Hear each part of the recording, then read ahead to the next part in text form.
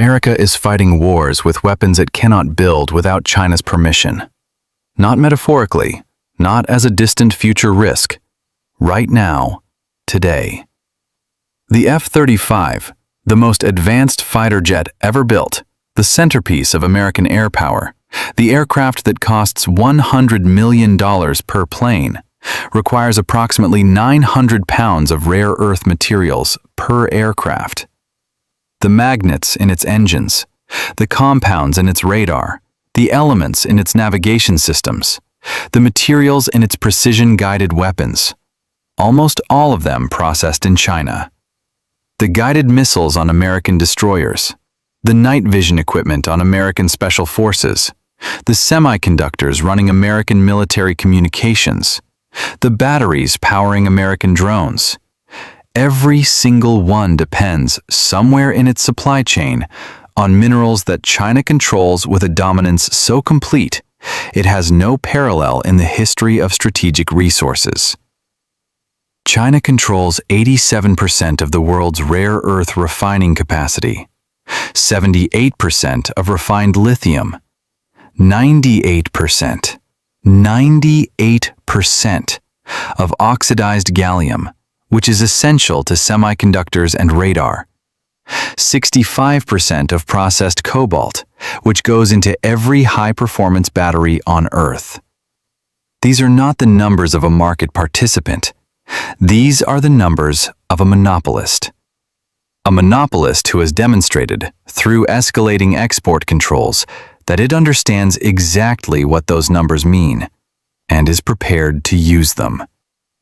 When trade tensions escalated in 2025, China imposed rare earth export restrictions.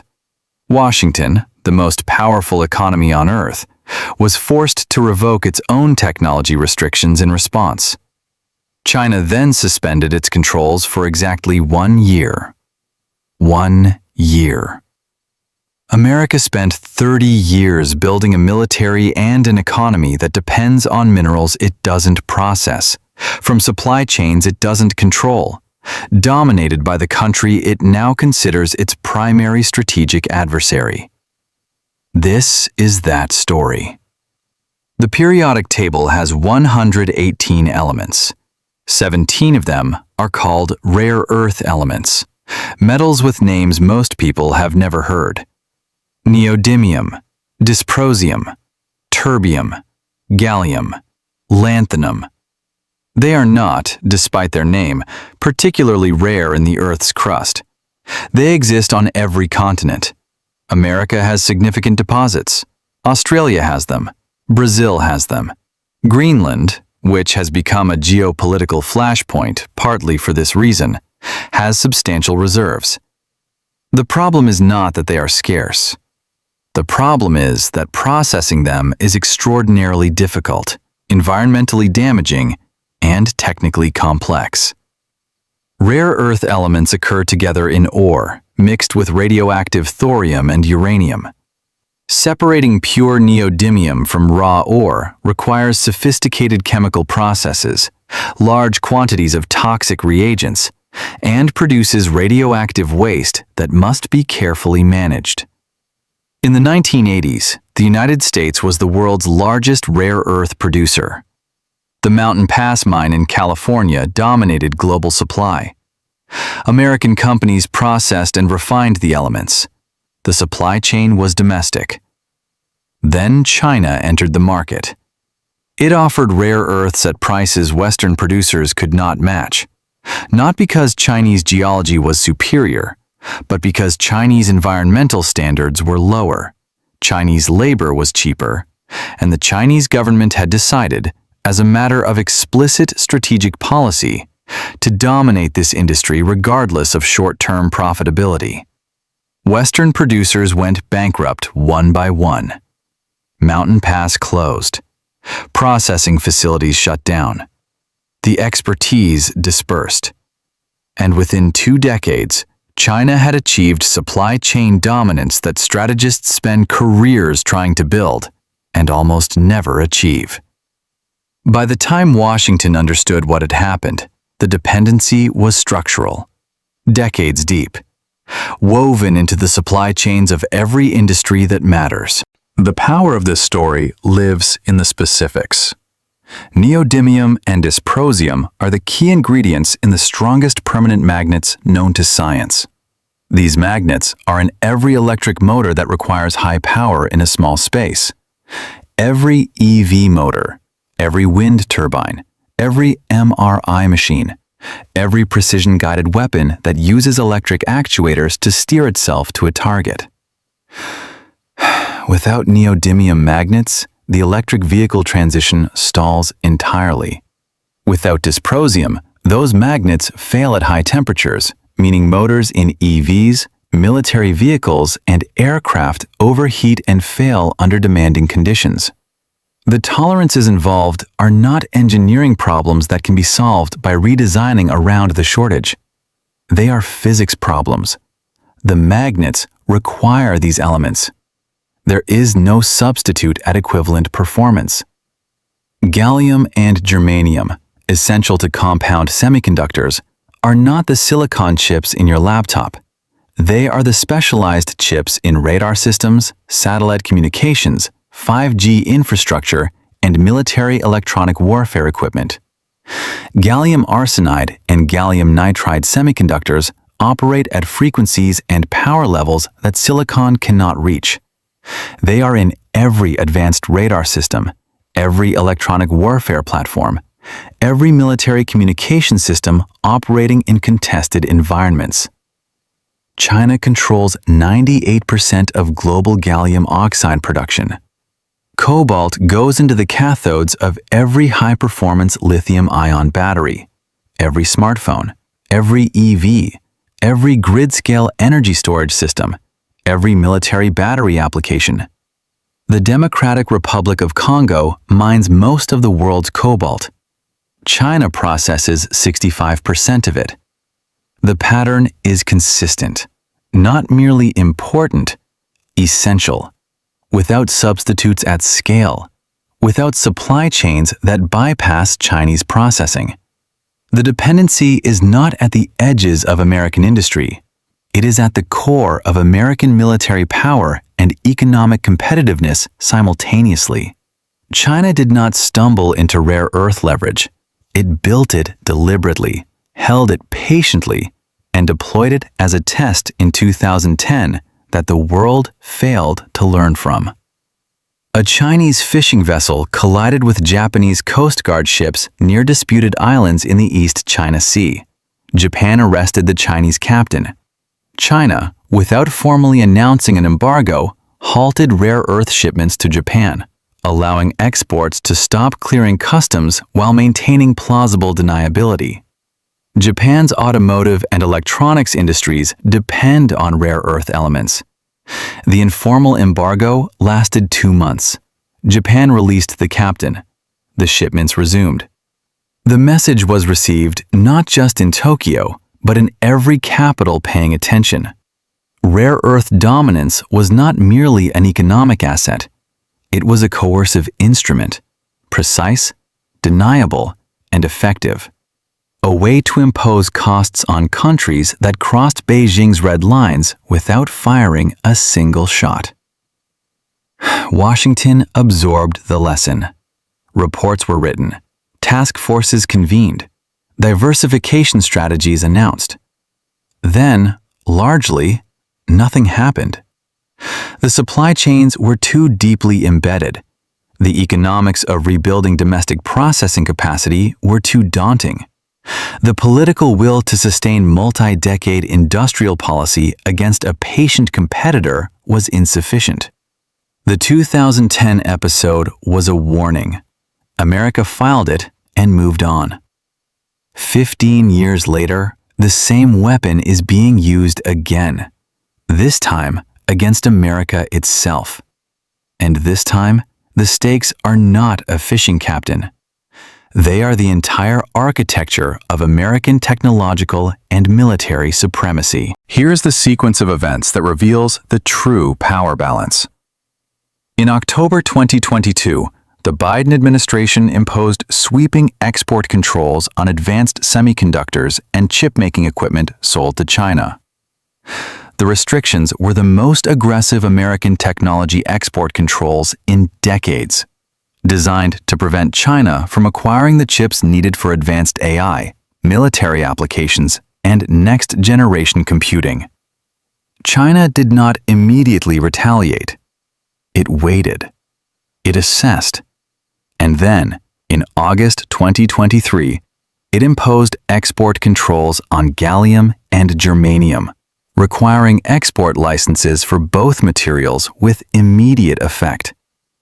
The message was surgical.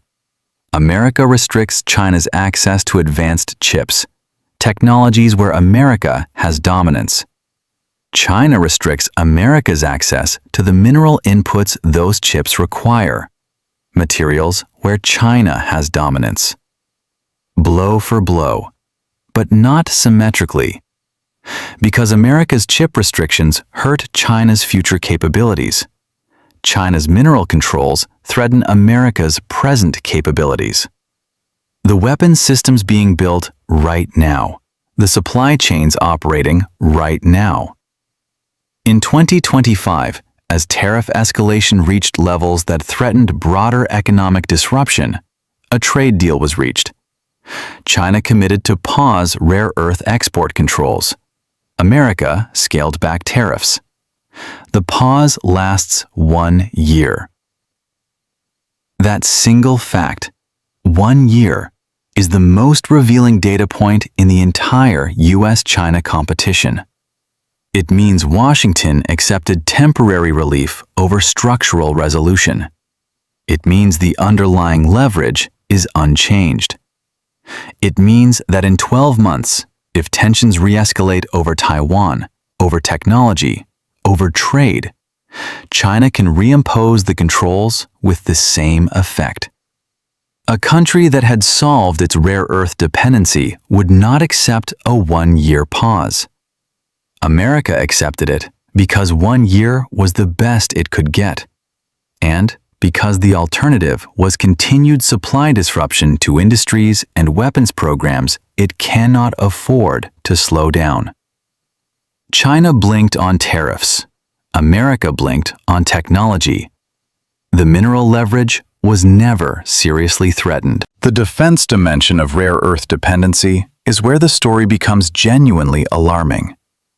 The United States Department of Defense has identified rare earth supply chains as a critical vulnerability in multiple official assessments. The 2019 report to Congress on rare earth vulnerabilities was classified in parts because its findings were considered too sensitive for public disclosure.